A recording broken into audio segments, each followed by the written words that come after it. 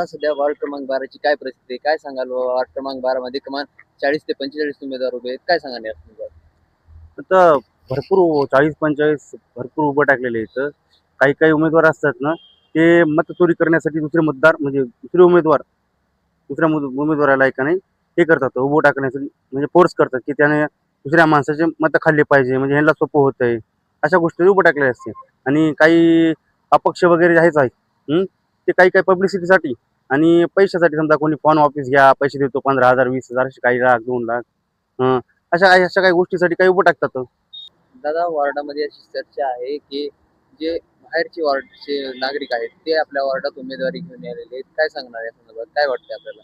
हो, आपल्या इकडं म्हणजे भरपूर आले तिकडून तिकडून इकडं उभं टाकलेले आहेत. पण ते आपले जुनेच होते. पहिले आपल्या इकडं होते म्हणजे 14 वर्षाखाली असतात आपल्या इकडं.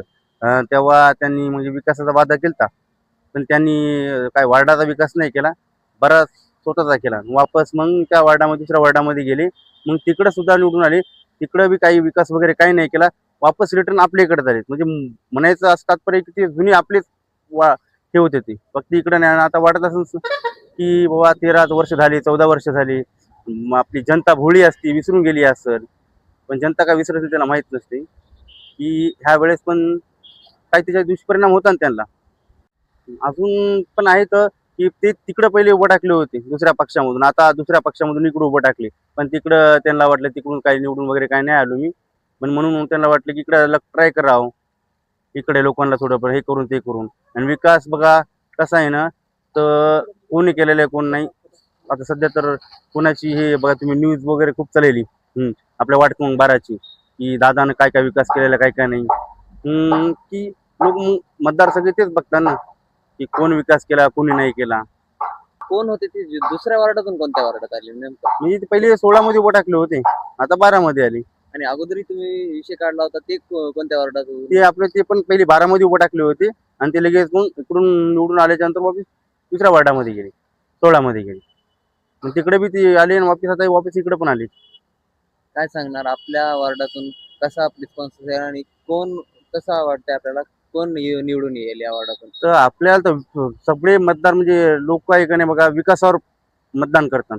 हे लोक म्हणजे बाकीचे उमेदवार आहेत ना, त्यांनी किती पैसे दिले, दारू दिली, काही दिली, काही पण केलं तरी बी त्यांचं काही फरक पडणार नाही काहीचा. कारण की मतदार हे हुशार आहेत बघा. भोळे असतील तरी पागल नाहीत, वेडे नाहीत, की ते आहे का नाही विकास काम विकास जितका विकास झाला आपल्या वार्डाचा, की त्या विकासावरच ते मतदान करतात. मग आपल्या याच्यामध्ये 3 आपले नवीन आलेले कॅन्डिडेट म्हणजे दादाच्या पॅनलमध्ये हे तिन्ही पण आज सगळे मतदार आहे का नाही दादासाठीच हे मतदान करणार. कारण त्याला माहिती की दादानं पहिला विकास काय केलेला आहे, आता नंतर काय करणार आहे. आपला अजेंडा आपला समजा नारा काही पण ही आपलं ध्येय एकच आहे, विकास तुमचा कार्य आमचं. दादा तुम्ही अगोदर म्हटले होते की जे नागरिक बाहेरमधून आहेत, त्यांचं आपण उल्लेख सांगू शकाल का आमच्या नागरिकांना? ते सांगायची गरज नाही. सर्व आपल्या वार्ड क्रमांक 12 ला माहिती कोण तिकडून आलेत, कोण बाहेरून आलेत आणि कोण बाहेरचे वापस तिकडे गेले आणि कोण काय केलं सगळ्यांना माहिती. आता जरी कोणी किती म्हणजे प्रचार वगैरे केले तरी सगळ्यांना माहिती आहे कोण का नाही. प्रचार बी कुठं करतात ते जिथे त्यांनी काही कामं केलेले नाहीत. ते तिकडे जायला येतं आणि जिथं म्हणजे पहिले अगोदर त्यांना आश्वासन दिलेले येतं नाही केलेले मग तिकडे जायला येतं. सांगणार दादा आपल्या वार्डातून जे दादा उमेदवार आहेत त्यांच्या संदर्भात काय सांगणार आपण? की बघा काल आपल्या चॅनलमधून आहे का नाही तुम्हीच इंटरव्ह्यू घेतला होता सगळ्या नागरिकांचा, की त्यांनी काय प्रतिक्रिया दिली काय नाही तुम्हाला पण माहिती आणि आम्हाला पण माहिती आहे. जे केलं दादानं म्हणजे नागेशदादानं ते पूर्ण केलेलं आहे त्यांचा सगळं आज. दादा जे नागेश दादा सोनपसरे यांच्या पॅनलमध्ये मागच्या टर्मला जे उमेदवार होते ते यावेळेस त्यांच्या विरोधात आहेत. काय सांगणार या संदर्भात?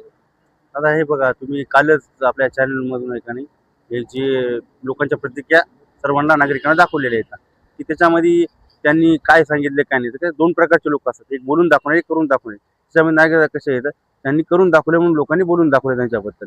हीच प्रतिक्रिया आहे सगळ्या लोकांची आणि हीच प्रतिक्रिया मग समजा ह्या वेळेस पण तीच राहणार आहे. मग दादाच्या मागच्या वेळेस मी दादाचा पॅनल आला तर ह्यावेळी दादाचा पॅनल येणार आहे. हीच प्रतिक्रिया सगळ्या नागरिकांची आहे.